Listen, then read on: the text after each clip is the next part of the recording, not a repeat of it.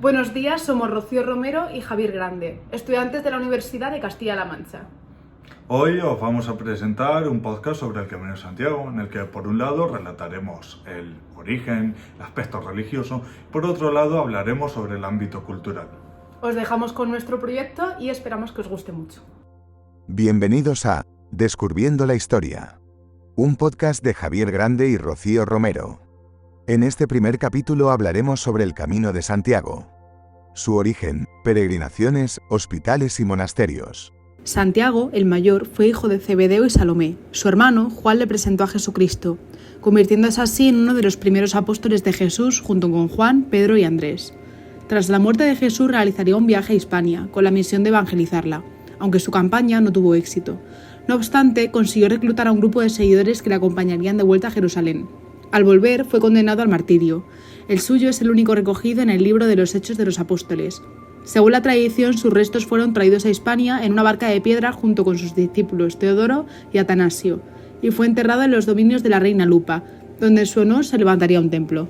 La información escrita más antigua sobre el descubrimiento de la tumba se encuentra en los documentos del año 1077, llamados Concordia de Altares, en el que se relata que durante el reinado de Alfonso II de Asturias, Pelayo, un eremita, tuvo revelaciones sobre la tumba de Santiago el Mayor, además de observar una estela de luz.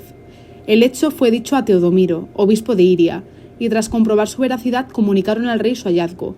Por tanto, el primer peregrino fue Alfonso II. Su recorrido se dio entre Oviedo y la tumba del apóstol a través de la primera ruta jacobea, el camino primitivo. Bajo Teodomiro se inició la construcción de la primera iglesia. El lugar adquirió gran importancia, por lo que comenzó a recibir numerosas visitas de peregrinos.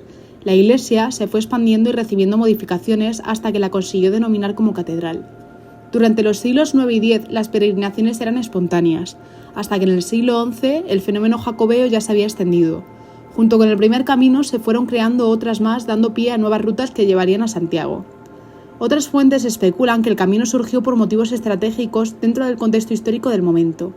Con la figura de Santiago, los reinos tenían a un santo cristiano, el cual podía llegar a unificar a los reinos como una causa común contra el Islam. Como podremos observar más adelante, el camino trajo consigo el desarrollo de una vía de civilización, ampliación cultural, artística y social en toda Europa. Las peregrinaciones durante la Alta Edad Media no solo tenían significación religiosa, sino que también presentaban repercusiones a nivel cultural, artístico y económico.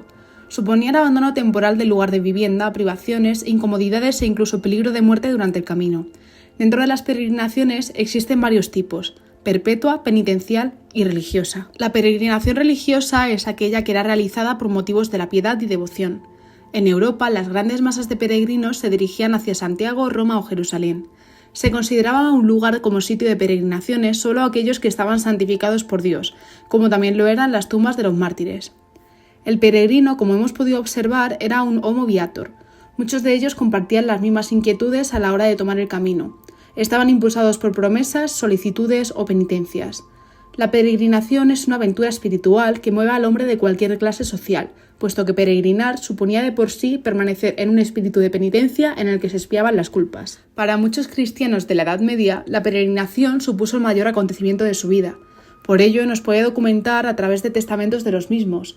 Por ejemplo, en el año 1111, una señora navarra, la cual emprendía una peregrinación a Compostela, dispuso en favor de Santa María de Irache de unas tierras en Muez si doña Sancha moría en el camino. Este fenómeno religioso afectaba la existencia personal del cristianismo, por lo que se compuso una benedictio peregrinorum, una bendición de los peregrinos que el párroco impartía en la puerta de la iglesia, a la que seguía la entrega de los distintivos del peregrino, el báculo y la alforja. Debido al esplendor de las peregrinaciones, durante el siglo XI surgieron guías para poder orientar al peregrino medieval a iniciar el camino. Esta servía como una brújula y señalaba las grandes vías por las que desde Francia se podían seguir. Una de las más importantes fue la guía del peregrino, el Codex Calistinus del siglo XII. Esta advertía de los ríos buenos, otros cuerpos santos que se debían de visitar, como eran las gentes de cada lugar, etc. Uno de los principales instrumentos que se llevaba durante el camino era el bastón o bordón, que servía para ahuyentar al lobo y otros animales salvajes. No obstante, había más peligros, como los saltadores y merodeadores.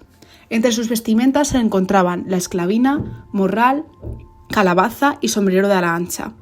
Los peregrinos sabían que estaban a exposición de esos peligros, además de timos proporcionados por mercaderes y hospederos. En la Baja Edad Media, en muchos lugares, hubieron incluso misas especiales que se celebraban en la ceremonia de salida y de regreso de los peregrinos. Al regreso recibían en ella la Sagrada Eucaristía. La peregrinación ocupó un importante lugar en la religiosidad medieval. El peregrino empleó numerosos caminos desde diversas partes de Europa para llegar a los lugares santos de la cristiandad. Por tanto, a su paso prosperaron ciudades, se construyeron hospederías, surgieron hospitales, se incrementó el comercio y variaron las estructuras de la sociedad europea. La peregrinación fue un hecho esencialmente religioso, producto del espíritu de fe que animó al cristiano de la Edad Media. La fe medieval dio vida a la peregrinación e impactó en la literatura, el arte, la economía o el derecho. Los viejos caminos por los que cruzaban los peregrinos se componían en numerosas veces por las vías de comunicación de origen romano. Estas comunicaciones ponían en relación a unos pueblos con otros. A partir del año 1000 se forman las primeras marchas de multitudes a Compostela. Durante estas fechas podemos observar las grandes invasiones de normandos, húngaros, eslavos, escandinavos y sarracenos.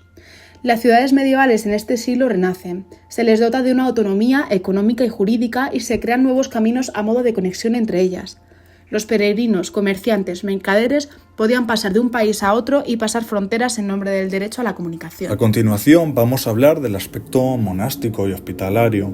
Cuando comienzan las peregrinaciones a la tumba del apóstol, en torno al siglo X, el peregrino iba pertrechado con lo que podía y era consciente de lo peligroso que era el viaje, por lo que solían ir en grupo y en cada parte, en cada etapa, buscaban hospedaje, manutención y en la mayoría de los casos ayuda médica.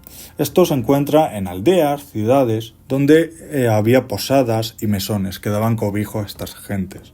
Aunque con el tiempo se fundaron monasterios y hospitales que en su mayoría son fundadas por órdenes religiosas, donde podemos destacar a la Orden de San Benito, aunque también por reyes, como es el caso de Alfonso II y Alfonso III el Magno, quien, tras su peregrinaje en el 874, donó una cruz de oro. Como bien decíamos antes, la mayor orden monástica es la Orden de San Benito, puesto que funda numerosos hospitales y monasterios, como es el caso en el Camino Francés, con Jaca, Pamplona, Fromista o Burgos, todos ellos del siglo XI, o el monasterio de Samos en el siglo VI. Aunque también el monasterio de Leire en Navarra, que hay constancia desde el siglo IX, que tiene especial importancia con Sancho III el Mayor. Posteriormente, con los hospitales son fundamentales, puesto que dan ayuda médica a los peregrinos y cobijo, sobre todo.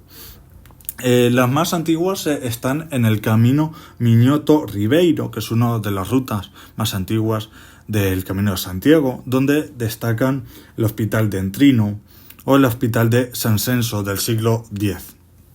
En definitiva, la mayoría son iglesias, abadías o monasterios que tienen esta doble función. En el próximo capítulo, ¿qué supuso el camino? ¿Qué leyendas habían? ¿Qué santos debían ser también venerados?